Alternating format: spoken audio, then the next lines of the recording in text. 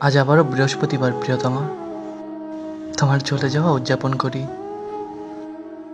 আজ থেকে বেশ কয়েকটি বসন্ত আগের কথা। তুমি আমাকে ছেড়ে গেছো।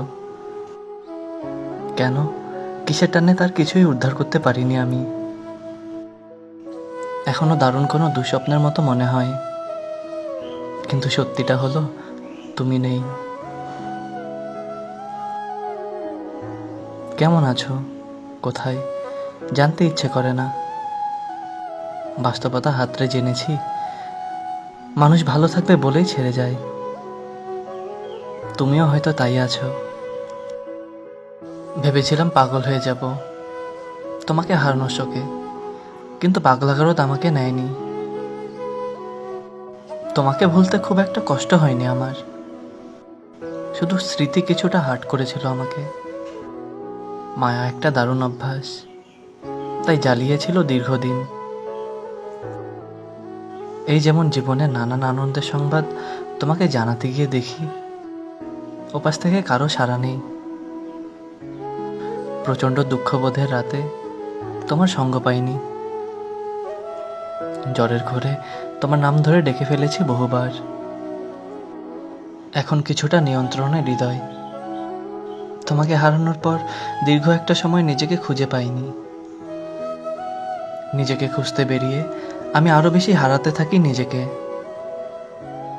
কোনো এক রাতে নিজের দেখা পাই, নিজের সঙ্গে নিজের বৈঠক বসাই। তুমুল আলাপ আলোচনা হয় নিজের সঙ্গে নিজের। সেদিন পৃথিবীর অদ্ভুত সব প্রশ্নের উত্তর খুঁজে বের করেছিলাম। তারপর দেখো কেমন বদলে গেলাম আমি। মানুষ চিরকালই ভালোবাসার কাঙ্গাল। ভালোবেসে যেমন পায়ের কাছে পড়ে থাকে, অবহেলা অপমানে ফিরে গেলে আরো ভয়ানক হয় সেই ফিরে যাওয়া। প্রচণ্ড ভালোবাসার মানুষ যখন বদলে যায়, সে বদলে যাওয়া হয় দ্বিতীয় বিশ্বযুদ্ধের মতো ভয়ানক। তোমাকে আজকাল মনে পড়ে না। তোমাকে ভেবে এখন আর মন আকাশে বৃষ্টি নামে না। তার মানে আমি বদলে গেছি ভীষণ।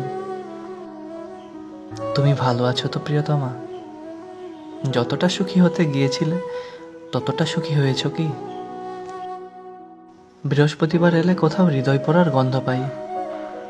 গন্ধটা আমার ভীষণ চেনা, যেন সেই হৃদয়ের ক্যালেন্ডারে কোথাও আমার নাম। একদিন ভালোবেসে স্বপ্নে জাল বুনেছিলাম। বৃহস্পতিবার এলে সুর তুলে কে যেন ভীষণ কান্না করে। কান্নার সুর আমার এত পরিচিত, যেন আমার হয়েও কেঁদেছিল সে। বৃহস্পতিবার এলে একটা পাখি নিঃসঙ্গতার তারে বসে থাকে, কোথাও উড়ে যেতে চায় না, যেন সে ভীষণ ক্লান্ত স্বার্থের আকাশে উড়ে উড়ে। আজ আবারও বৃহস্পতিবার প্রিয়তমা, তোমার চোখের কাজল সাবধানে রেখো।